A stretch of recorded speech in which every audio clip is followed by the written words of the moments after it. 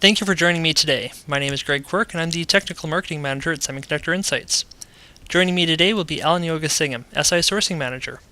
Alan is on his way in with a new iPhone for us to tear down, and I can only dread what this one will look like. I purchased this one directly from a retailer in China, and yes, I know it's not an iPhone, but what you'll see inside may shock and or disturb you. This iPhone was only released a few weeks ago. Huh. Well, I'll give you credit, Alan.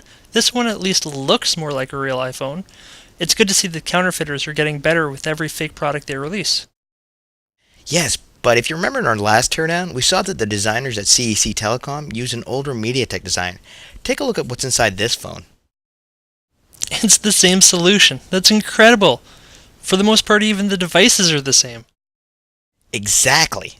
There's the MediaTek MT6226 that was in the older iPhone knockoff, as well as the MT6129 RF transceiver. They've used the same expansion memory too. It's the S71PL129M mirror bit flash with SRAM.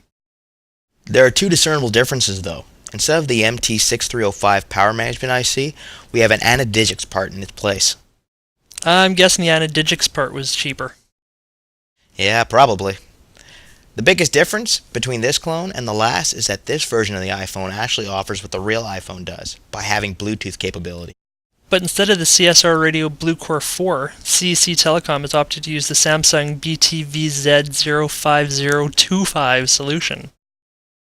From a cost-cutting point of view, using the same reference design as a previous knockoff even further reduces the time to market on this particular clone. By using the same MediaTek reference design and adding a few new bells and whistles, the bells being Bluetooth and the whistles being more functionality on the touchscreen, you can create another revision in no time. Which is important. The counterfeiters use a hit-and-miss approach to designs, creating as many iterations as possible so as to create the best clone out there.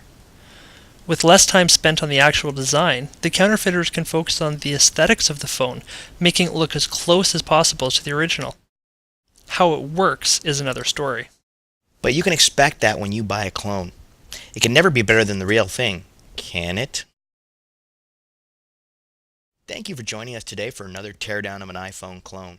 If you have any thoughts, comments, or questions, please email us at teardowntv@semiconductor.com. For more information about our company, please visit www.semiconductor.com.